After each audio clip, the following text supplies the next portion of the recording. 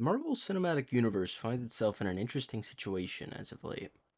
After the release of Avengers Endgame, Marvel is stuck without the two major headlining characters and actors that had led them through the first three phases of the MCU.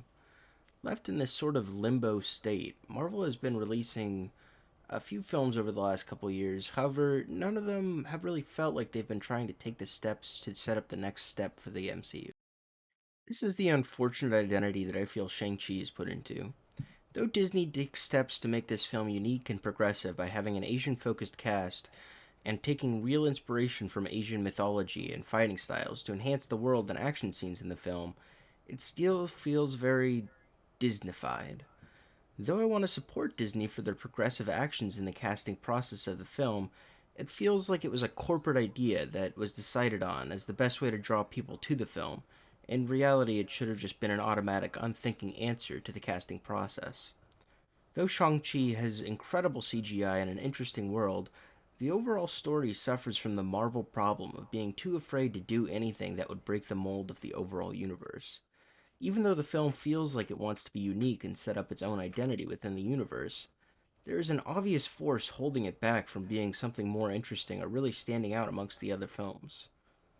It's unfortunate that Marvel wants to continue its multi film franchise, but it refuses to make any changes to the formula that it's found success in so far. Regardless, I have to admit that the formula works for a reason. Even though it follows the path its predecessors set, it still is really enjoyable and fun film.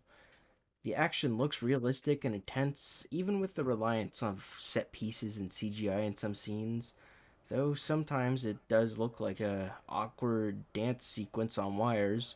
For the most part, the action really impresses. On top of that, the real Chinese history and mythology that the film incorporates really makes the world more interesting and makes me appreciate the character more. Overall, I enjoyed the film and would give it a 7.5 out of 10. But I think if the MCU wants to continue being as popular as it is now, it needs to see the problems it faces by restraining things into its formula. I think if it doesn't, the MCU could lose its viewership as it continues to explore more obscure characters. In the near future, Marvel has a film based on the Eternals lined up, a Moon Knight show, and a Hawkeye show. Though these characters aren't necessarily unknown, I think it's crucial for Marvel to make these characters have their own identity, otherwise, these characters could become duds that end up getting left behind as Marvel tries to push forward. I don't think Marvel wants another case of the Inhumans. Now let's talk about the real issues with the movie. First of all, the movie is called Shang-Chi and the Legend of the Ten Rings, but we don't even learn the Legend of the Rings at all. I mean, sure, the rings appear in the movie and they are used to do like a couple cool things, but the entire Legend of the Rings is given to us in the first few minutes when the narrator's all like, "It's unknown where he got the rings from. Some say he stole them from a crypt. Some say that he won them in a battle." I mean, come on, I paid good money for a seat to get some hardcore lore on the Legend of the Ten Rings, and this is what I get?